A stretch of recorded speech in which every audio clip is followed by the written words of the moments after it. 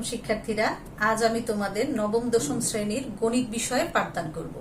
আজকে আমাদের পাঠের বিষয় হচ্ছে অধ্যায় 6 উপপাদ্য 15। ত্রিভুজের যে কোনো দুই বাহুর মধ্যবিন্দুর সংযোজক সরলরেখা তৃতীয় বাহুর সমান্তরাল এবং তার দৈর্ঘ্যের অর্ধেক। চলো আমরা হোয়াইট বোর্ডে যাই। ত্রিভুজের যে কোনো দুই বাহুর মধ্যবিন্দুর সংযোজক সরলরেখা, ধরো এ বি সি একটা ত্রিভুজ, হ্যাঁ, এ বি সি একটা ত্রিভুজ। এই ত্রিভুজের যে কোনো দুই বাহু, ধরো A B R AC, A B এর মধ্যবিন্দু হলো ডি আর এসি এর মধ্যবিন্দু হচ্ছে ই। এখন এদের সংযোজক সরলরেখা মানে কি? এই দুইটা যোগ করলে যে রেখা পাবো, এই দুইটা বিন্দু যোগ করলে যে রেখা পাবো সেটাকেই বলা হবে এই এ বি আর এসি এর মধ্যবিন্দু সংযোজক সরলরেখা। এখন প্রমাণ করতে হবে যে এই সংযোজক সরলরেখাটা তৃতীয় বাহু। তৃতীয় বাহু মানে কি? বিসি। বিসি বাহুর সমান্তরাল এবং দৈর্ঘ্যের অর্ধেক। অর্থাৎ প্রমাণ করতে হবে যে বিসি ডিই সমান্তরাল বিসি এবং DE equal to half of BC. দৈর্ঘ্যের অর্ধেক বলেছি না, তার মানে বিসি দের হাফ অফ বিসি, এটা হবে। তোমরা ইচ্ছা করলে উপরেরটা আমি লিখে দিই। দেখো, এই সাধারণ নির্বাচন, আমার জায়গা কম এখানে, এজন্য এটা মুছতে হচ্ছে। সাধারণ নির্বাচনটা মুছে আমি বিশেষ নির্বাচনটা লিখে দিই। মনে করি এবিসি একটা ত্রিভুজ, মনে করি এবিসি একটি ত্রিভুজ। যা লিখলাম এটা নিচে লিখবা, ছবির নিচে লিখবা। আমার জায়গা কম দেখে আমি উপরে লিখতেছি। মনে করি এবিসি একটা ত্রিভুজ যার এবি ও এসি বাহুর মধ্যবিন্দু যথাক্রমে ডি ও ই। ডিই যোগ করি, ডিই যোগ করি। প্রমাণ করতে হবে যে, প্রমাণ করতে হবে যে ডিই সমান্তরাল বিসি এবং ডিই সমান সমান হাফ অফ বিসি। হয়ে গেল। এটুক কিন্তু আমরা এই যে লেখাটা, এই যে পর্যন্ত আমরা এতক্ষণ করলাম, এ পর্যন্ত কিন্তু প্রশ্নের মধ্যেই দেওয়া আছে। প্রশ্নে যা দেওয়া আছে আমি জাস্ট হুবহু সেটা ছবি এঁকে বর্ণনা করলাম। এরপর দেখো আমরা প্রমাণে যাব। প্রমাণে যেতে হলে যদি এই চিত্র থেকে আমি প্রমাণ করতে পারি, তাহলে কিন্তু আমার আর নতুন করে অঙ্কনের আর একটা স্টেপ আছে, অঙ্কন, এটার দরকার নাই। কিন্তু যদি আমাকে বাড়তি কিছু আঁকতে হয়, তাহলে কিন্তু আমাকে অঙ্কন লিখতে হবে। আমার এইটা প্রমাণ করতে গেলে এই চিত্রে হবে না, আমাকে বাড়তি আরেকটু আঁকতে হবে। সেটা কি? এই ডিই রেখাকে এফ পর্যন্ত এমন ভাবে বর্ধিত করি যেন ডিই সমান সমান ইএফ হয়। কি বললাম? ডিই রেখাকে এফ পর্যন্ত এমন ভাবে বর্ধিত করি যেন ডিই সমান সমান ইএফ হয়। এখন সিএফ যোগ করি। ব্যাস, আমার আঁকা হয়ে গেল। এখন যতটুকু আমি অঙ্কনে লিখলাম, এটাই আমি এখন অঙ্কনের মধ্যে বর্ণনা করব। যা আঁকলাম এটাই আমি বর্ণনা করব। ডিই কে এফ পর্যন্ত এমন ভাবে বর্ধিত করি যেন ডিই সমান সমান ইএফ হয়। এখন সিএফ যোগ করি। ব্যাস, আমার অঙ্কন শেষ। এবার আমাকে প্রমাণ করতে হবে। এখন প্রমাণে দেখো, প্রমাণে আমি প্রথমে কি করব? আমি তোমাদেরকে আগে এই অধ্যায়ের প্রথম পার্ট যখন পড়িয়েছি, সর্বসম কিভাবে হয় এটা দেখিয়েছি। এখন আমরা প্রথম ধাপে আমরা এই ত্রিভুজ আর এই ত্রিভুজ সর্বসম প্রমাণ করব। তাহলে লেখো, ত্রিভুজ এ ডি ই ও ত্রিভুজ ই এফ সি এর মধ্যে, এই দুইটা ত্রিভুজের মধ্যে দেখো, এই ত্রিভুজ আর এই ত্রিভুজের মধ্যে এই যে এই বাহু সমান এই বাহু অঙ্কন অনুসারে, আবার এ ই সমান সমান ইসি। কারণ কি?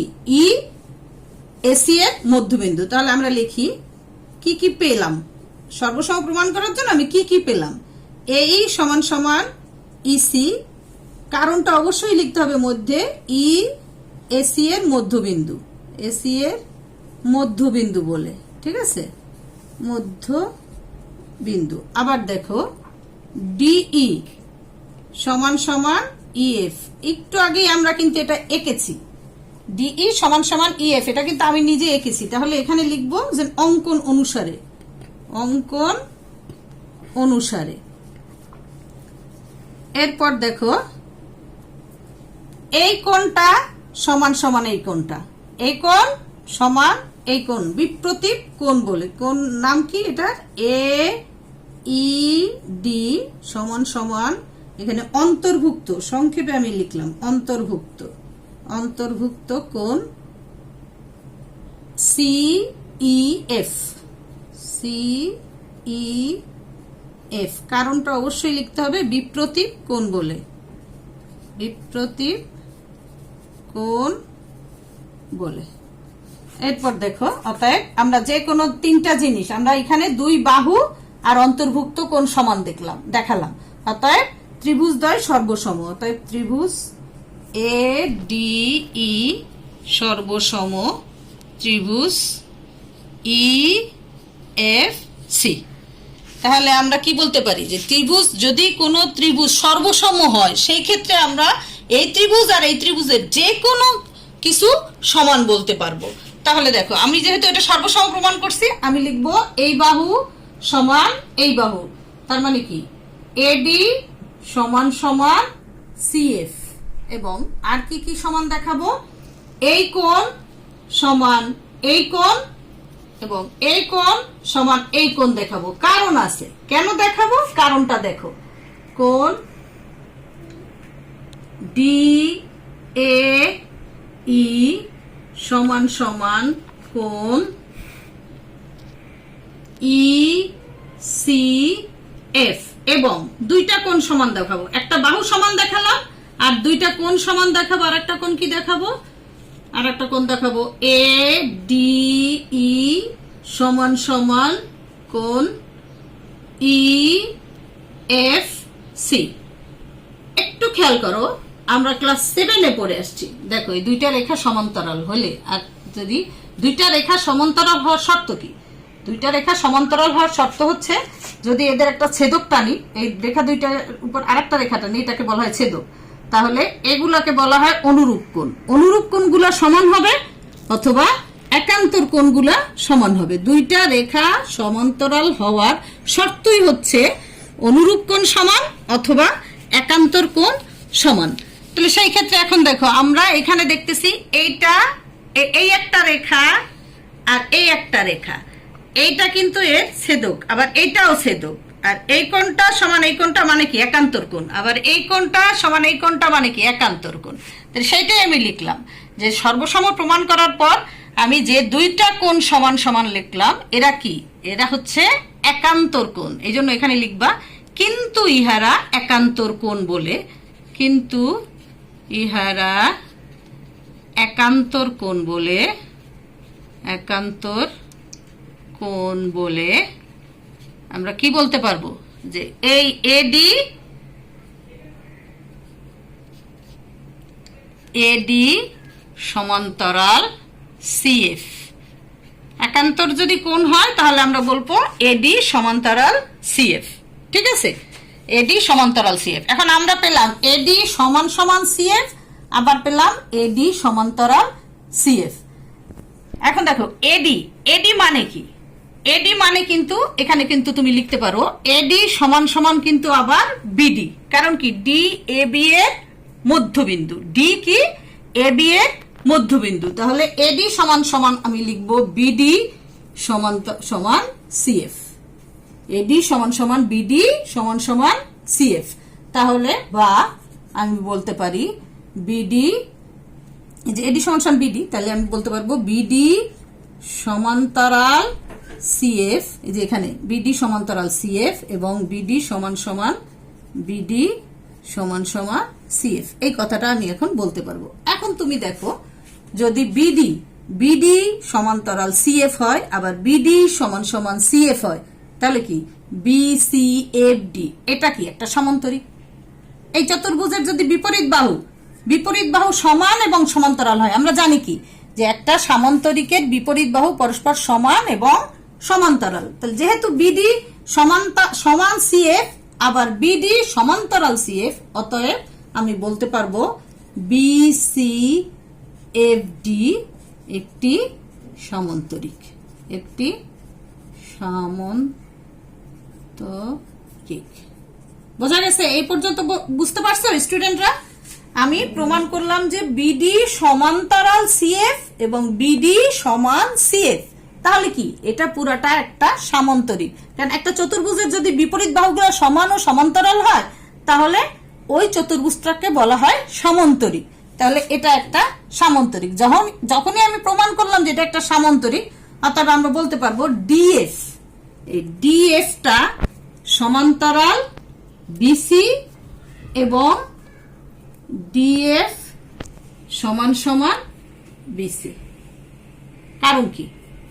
কারণ এটা একটা সামান্তরিকের বিপরীত বাহুগুলা সমান ও সমান্তরাল হয়। এখন দেখো, আমরা কিন্তু এই জিনিসটা খেয়াল করো যে ডিএফ সমান্তরাল বিসি, তার মানে কি ডিই সমান্তরালও বিসি হবে। কারণ কি একটা সমান্তরাল রেখার কিছু অংশ, এটা হলো কিছু অংশ যদি মানে পুরাটা যদি এটা সমান্তরাল হয়, কিছু অংশ সমান্তরাল হবে, কিছু অংশ সমান্তরাল হলেও পুরাটা হবে। তার মানে ডিএফ সমান্তরাল বিসি মানেই হচ্ছে ডিই সমান্তরাল বিসি। বোঝা গেছে? এই যে এখানেও ঠিক সেরকম, আগেরটা যে এখানে আমরা বলছিলাম এডি সমান্তরাল সিএফ মানে কি এবি সমান্তরাল সিএফ। এই কথাগুলো একটু ভালো করে খেয়াল করবা যে একটা রেখার কিছু অংশ সমান্তরাল, পুরাটা সমান্তরাল মানেও এই কিছু অংশ সমান্তরাল, একই কথা। ডিএফ সমান্তরাল বিসি অর্থাৎ হলো ডিই সমান্তরাল বিসি। এবং দেখো এর পরের অংশটা দেখো, এবং ডিই সমান্তরাল সমান সমান বিসি। ডিই কে আমরা কি লিখতে পারি? ডিই সমান সমান লিখতে পারি ডিএফ সমান সমান লিখতে পারি ডিই যোগ ইএফ। এই ডিএফ সমান সমান লিখতে পারি ডিই যোগ ইএফ সমান সমান বিসি, বা ডিই সমান যোগ ইএফটা আমরা কিন্তু অঙ্কন অনুসারে এখানে দেখো ডিএফ সমান সমান ইএফ। কারণ কি অঙ্কন আমি এঁকেছি এইভাবে যে ডিই সমান সমান ইএফ, তাহলে ইএফ এর জায়গায় আমি ডিই বসাই দিব সমান সমান বিসি, বা ডিএ মানে টোয়াইস ডিই সমান সমান বিসি, বা ডিই সমান সমান হাফ অফ বিসি। তাহলে আমাদের প্রমাণ হলো ডিই সমান্তরাল বিসি এবং ডিই সমান সমান হাফ অফ বিসি। এটাই তো আমাদের আজকে প্রমাণের বিষয় ছিল। তাহলে শিক্ষার্থীরা তোমরা নিশ্চয়ই খুব ভালো করে বুঝতে পারছো যে আমাদের আজকের উপপাদ্য পাঠে যে উপপাদ্যটা ছিল একটা ত্রিভুজের যে কোনো দুই বাহুর মধ্যবিন্দুর সংযোজক সরলরেখা তার তৃতীয় বাহুর সমান্তরাল এবং অর্ধেক। 20 নাম্বার সৃজনশীল 6.3 এর 6.3 এর 20 নাম্বার সৃজনশীল। এখানে কি আছে দেখো, এবিসি ত্রিভুজের ডি ও ই যথাক্রমে এবি ও এসি এর মধ্যবিন্দু এবং বিকোণ এবং সিকোণের সমদ্বিখণ্ডকদ্বয় ও বিন্দুতে মিলিত হয়েছে। এটা হচ্ছে আমার উদ্দীপক। এখন ক নম্বরে কি আছে দেখো, উদ্দীপকের তথ্যগুলো চিত্রের মাধ্যমে প্রকাশ করো। আসো আমরা চিত্র আঁকি।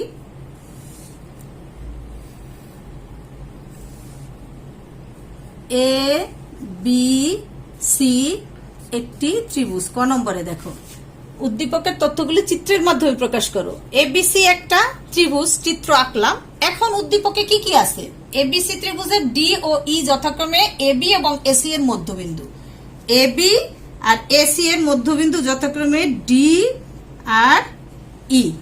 ওকে, ব্যাস যতটুক বলছে ঠিক ততটুক লিখবা, এর থেকে কিন্তু বেশি লিখবা না। এখানে বলছে তথ্যগুলি, এখানে যে তথ্য আছে শুধুমাত্র সেই তথ্যগুলি অনুযায়ী আমি চিত্র আঁকবো, এর কমও না এর বেশিও না।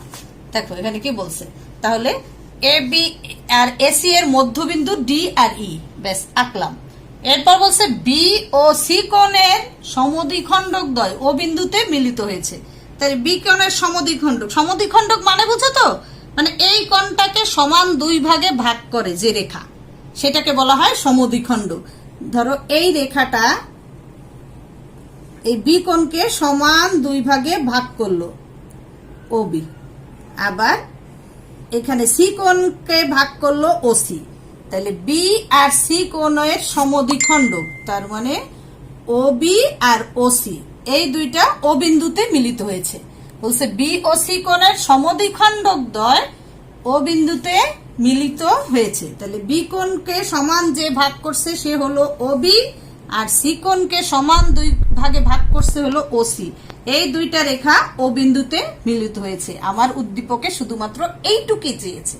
তুমি এইটুকু এভাবে বর্ণনা করবা, ক নম্বর লিখে এভাবে লিখবা, মনে করি দেওয়া আছে বা মনে করি যেটাই লেখো, দেয়া আছেও লিখতে পারো, দেয়া আছে এ বি সি ত্রিভুজ এ বি সি এর ডি ও ই যথাক্রমে এ বি ও এসি এর মধ্যবিন্দু এবং বি কোণ ও সি কোণ এর সমদ্বিখণ্ডক, এখানে তুমি নাম দিয়ে দিতে পারো, সমদ্বিখণ্ডক দ্বয় কি কি, বিও ও সিও ও বিন্দুতে মিলিত হয়েছে। ব্যাস, তোমাকে উদ্দীপকের তথ্যগুলি চিত্রের মাধ্যমে প্রকাশ করো। তাহলে চিত্রটা আঁকবা, একে এই বর্ণনাটা দিবা যে দেওয়া আছে এবিসি ত্রিভুজের ডি ও ই যথাক্রমে এ বি এবং এসি এর মধ্যবিন্দু, বি কোণ এবং সি কোণ। এখানে বিন্দুটা একটা এভাবেও দিতে পারো, একটু দাগটা বড় হয়ে গেছে, এভাবে দাও। বি কোণ এবং সি কোণের সমদ্বিখণ্ডক দ্বয় বিও এবং সিও ও বিন্দুতে মিলিত হয়েছে। ব্যাস, ঠিক এতটুকুই লিখবা, এর থেকে কমও না এর থেকে বেশিও না। ব্যাস, আমার ক শেষ। ক নম্বরে আছে উদ্দীপকের তথ্যগুলো চিত্রের মাধ্যমে প্রকাশ করো। তাহলে আমি চিত্রটা আঁকলাম এবং এর বর্ণনাটা দিলাম। বুঝতে পারছো? তাহলে আমার ক নম্বর শেষ। এবার দেখো খ নম্বর, প্রমাণ করো যে ডিই সমান্তরাল বিসি এবং ডিই সমান সমান হাফ অফ বিসি। আমি আমার এর আগের ক্লাসে এই প্রমাণটা তোমাদের দেখিয়ে দিয়েছি, এটা আজকে আর আমি যাব না। ঠিক এই চিত্রটা আঁকবা, আগের ক্লাসে যে চিত্রটা এঁকে প্রমাণটা করিয়েছি ঠিক ওইটা হলো খ নম্বরে। এবার আসো আমরা গ নম্বরে যাই। গ নম্বরে তুমি গ নম্বরে কি বলছে, প্রমাণ করো যে বিওসি সমান সমান হাফ অফ বিওসি সমান সমান 90 ডিগ্রি প্লাস হাফ অফ এ কোণ। হ্যাঁ, তাহলে এই চিত্রে এই প্রমাণটায় তোমার এই চিত্রটু লাগবে। এই প্রমাণটা কি চিত্র লাগবে, যে এ বি সি ত্রিভুজের সমদ্বিখণ্ডক দ্বয় বিও এবং সিও যথাক্রমে বিও সিও ও বিন্দুতে মিলিত হয়েছে। প্রমাণ করতে হবে যে বিওসি সমান সমান 90 ডিগ্রি প্লাস হাফ অফ এ কোণ। এটা হলো আমার গ নম্বরে।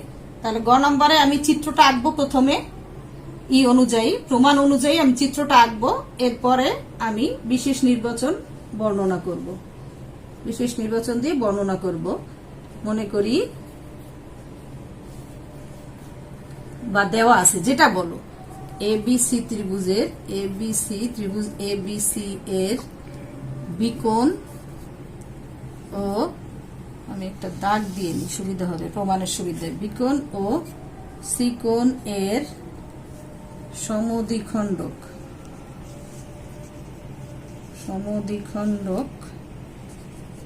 দ্বয় ও বিন্দুতে, সমদ্বিখণ্ডকের নাম দিতেও পারো না দিলেও হবে, ও বিন্দুতে মিলিত হয়েছে।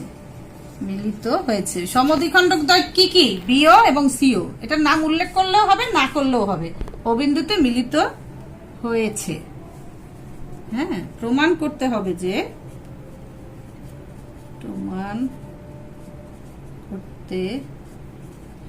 যে কোণ বিওসি সমান সমান 90 ডিগ্রি প্লাস হাফ অফ এ কোণ। ব্যাস, এখন এই প্রমাণের জন্য আমার অতিরিক্ত কোনো অঙ্কন করতে হবে না, এই চিত্র থেকে আমি প্রমাণটা করতে পারবো। অর্থাৎ অঙ্কনের ধাপ আমার দরকার নাই, আমি সরাসরি চলে যাব প্রমাণে। দেখো প্রমাণে কি আমরা জানি, কি এখানে প্রমাণে আমরা একটা জিনিস, আমাদের মূল মানে ফোকাসের বিষয় হচ্ছে একটাই জিনিস, সেটা হচ্ছে আমরা আমাদের জানা যে একটা ত্রিভুজের 3 কোণের সমষ্টি সমান সমান 2 সমকোণ। এই একটা থিওরি থেকেই আমি এই প্রমাণটা করে ফেলবো।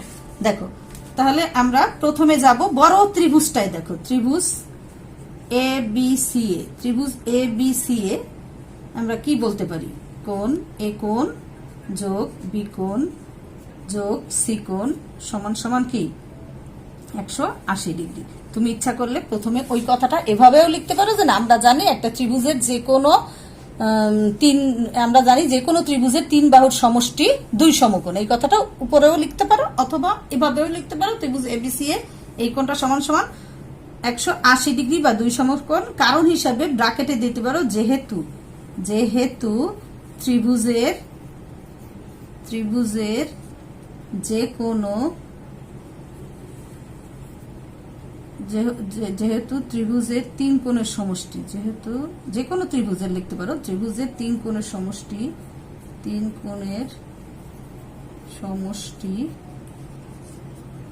2 সমকোণ বা 180 ডিগ্রি। ঠিক আছে, যেহেতু ত্রিভুজের 3 কোণের সমষ্টি 2 সমকোণ। এখন তাহলে আমরা এখান থেকে লিখতে পারি, বা আমরা লিখতে পারি বি কোণ যোগ, যে প্রত্যেকটা দিয়ে আমরা হাফ দিয়ে গুণ করে দিতে পারি অথবা 2 দিয়ে ভাগ করে দিতে পারো, যা বলো তুমি। হাফ অফ এ কোণ যোগ হাফ অফ বি কোণ যোগ হাফ অফ সি কোণ ইকুয়াল টু, এটারে হাফ দিয়ে গুণ দিলে কত হয়, এটাকে যদি হাফ দিয়ে গুণ দাও বা 2 দিয়ে ভাগ দাও তাহলে 90 ডিগ্রি হবে। তুমি এখানে ব্র্যাকেটে লিখে দিবা উভয় পক্ষকে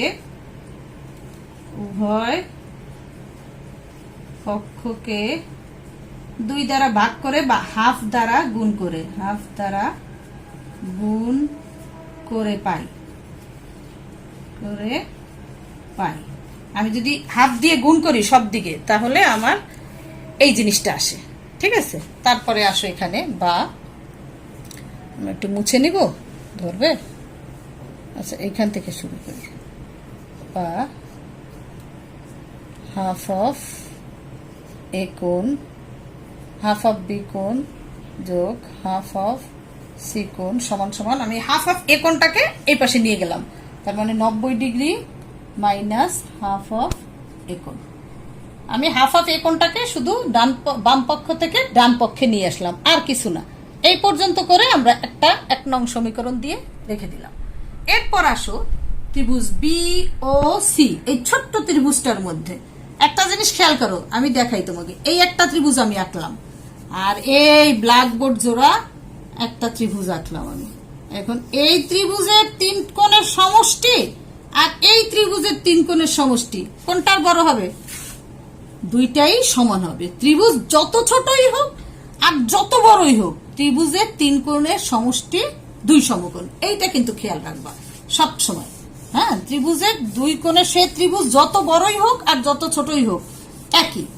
বিশাল একটা ত্রিভুজ হলো তার 3 কোণের সমষ্টি 2 সমকোণ, আর ছোট্ট একটা ত্রিভুজ হলো তার 3 কোণের সমষ্টি 2 সমকোণ। তাহলে এখানে দেখো, এখন দেখো দ্বিতীয় ধাপে ত্রিভুজ বি ও সি এ, এই ত্রিভুজে কোণ, এই ত্রিভুজের 3টা কোণের নাম পড়ো। ও বি সি, ও আচ্ছা প্রথমে লিখি বি ও সি, বি ও সি এই কোণটা, তারপর লিখবো যোগ কোণ ও বি সি যোগ কোণ ও সি বি। তাহলে আমরা বললাম যে ছোট হোক বড় হোক সব ত্রিভুজের 3 কোণের সমষ্টি হবে 180 ডিগ্রি। ঠিক আছে, বা লেখো বি ও সি যোগ এই যে ও বি সি, এই কোণটা দেখো ও বি সি, এই কোণটা হলো এই পুরা কোণটা অর্ধেক। কারণ কি, বিওটা সমদ্বিখণ্ড, বিও সমদ্বিখণ্ডক মানে কি, বি কোণের সমদ্বিখণ্ডক হলো বিও, তার মানে বি কোণটাকে সমান ভাগে 2 ভাগে ভাগ করছে।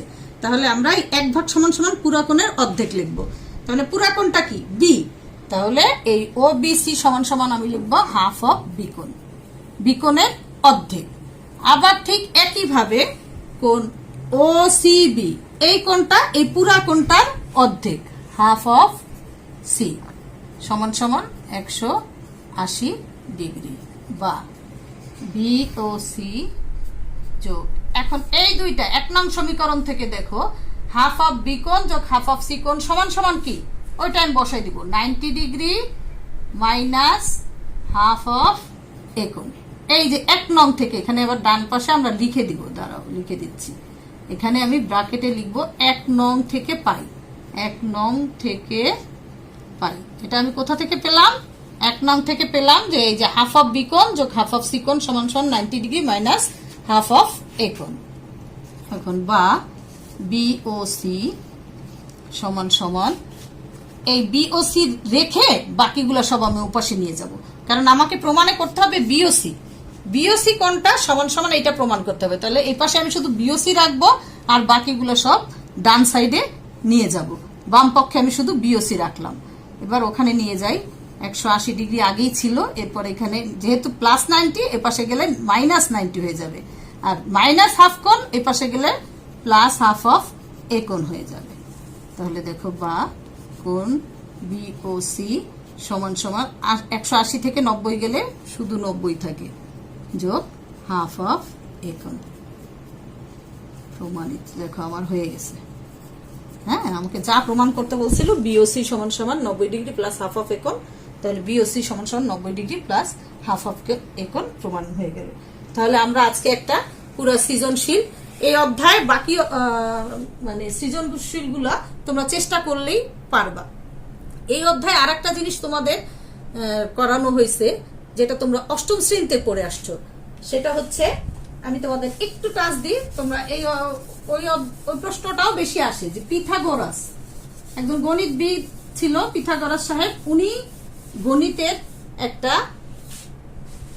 একটা উপপাদ্য প্রমাণ করেছে, যেটা ওনার নাম অনুসারে পিথাগোরাসের উপপাদ্য নামে আখ্যায়িত। এই পিথাগোরাস উপপাদ্যটা গণিতে একটা বিশাল অবদান রাখছে। যত হায়ার স্টাডি করতে গেলে পিথাগোরাসের উপপাদ্য ছাড়া অনেক অঙ্কই করা যায় না। সে বিজ্ঞানী পিথাগোরাস সাহেব আমাদের যে উপপাদ্যটা লিখেছে, তোমরা দেখবা 8ম শ্রেণীর বইতে এই জিনিসটা আমি 5 বছর ধরে দেখতেছি যে ভুল আছে। হ্যাঁ, ভুল আছে মানে কি, তোমরা এখন দেখলে মানে উপপাদ্যটা ভুল আছে, লেখাটা কি হবে, যে দেখো একটা সমকোণী ত্রিভুজের, এই যে একটা সমকোণী ত্রিভুজ, সমকোণী ত্রিভুজের যে কোণটা 90 ডিগ্রি সমকোণ, হ্যাঁ, তার বিপরীত বাহুটাকে বলা হয় অতিভুজ। সমকোণী ত্রিভুজের অতিভুজ ধরো এটা যদি এ হয়, এটা বি হয়, এটা সি হয়, তাহলে এই অতিভুজের উপর অঙ্কিত বর্গক্ষেত্র, অঙ্কিত বর্গক্ষেত্রটা কি, এইটা হবে অঙ্কিত বর্গক্ষেত্র। আর এইটার ক্ষেত্রফল কি হবে, এই যে ভিতরেরটা এ স্কয়ার, বর্গক্ষেত্রের ক্ষেত্রফল কি, একটা বাহুর এ যদি একটা বাহু হয়, এটা যদি একটা বর্গ হয়, আর এ যদি একটা বাহু হয়, তাহলে এটার ক্ষেত্রফল হবে কি এ স্কয়ার। আবার এরকম দেখো, সি যদি একটা বাহু হয়, একটা বর্গের একটা বাহু যদি সি হয়, তাহলে এর ক্ষেত্রফল হবে কি সি স্কয়ার। আর বি যদি একটা বর্গর বাহু হয়, এটার ক্ষেত্রফল হবে কি বি স্কয়ার। তো পিথাগোরাস সাহেব কি প্রমাণ করেছে, অতিভুজের উপর অঙ্কিত বর্গক্ষেত্রের ক্ষেত্রফল, অতিভুজের উপর অঙ্কিত বর্গক্ষেত্রের ক্ষেত্রফল কি এ স্কয়ার, এটা সমান সমান অপর দুই বাহুর উপর অঙ্কিত বর্গক্ষেত্রের ক্ষেত্রফল দ্বয়ের সমষ্টির সমান।